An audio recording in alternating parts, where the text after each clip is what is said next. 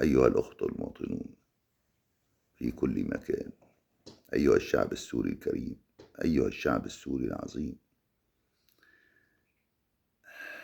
إيمتى نرجع لسوريتنا؟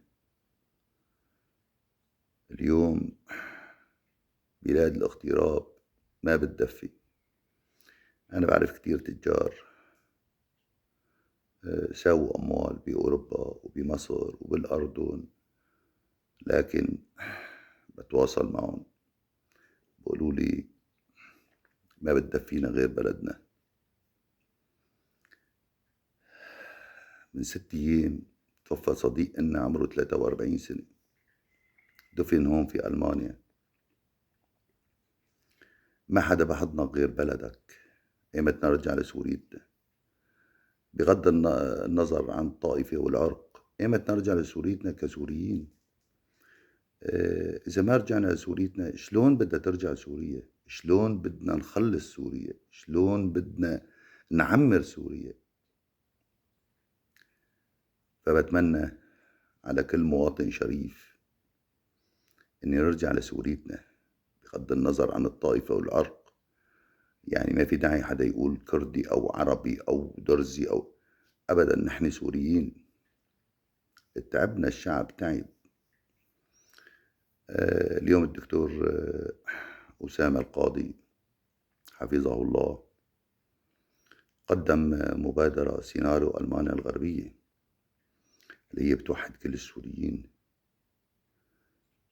مبادرة لتوحيد سوريا. لازم نكون له معين.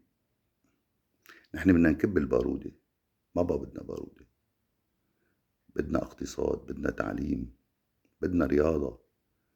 لازم نعيش ببلدنا. نحن إذا أنا هلا مثلا بألمانيا، إذا حدا معه جنسية ألمانية وهو سوري، بده يروح يقدم فيزا الأمريكية.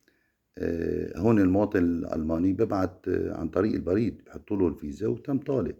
لكن إذا كان إنسان أخذ جنسية الألمانية فمواطن تاني. اصحوا لأمركم. ما في حدا بدفيك غير تراب بلدك.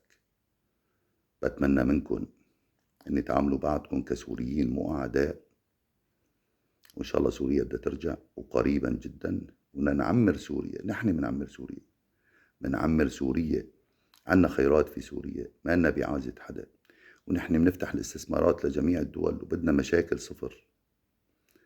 ألف تحية للأحرار، ألف تحية للشرفاء. قولوا يا رب، قولوا يا رب، كتبوا لي في التعليقات يا رب. سلام عليكم.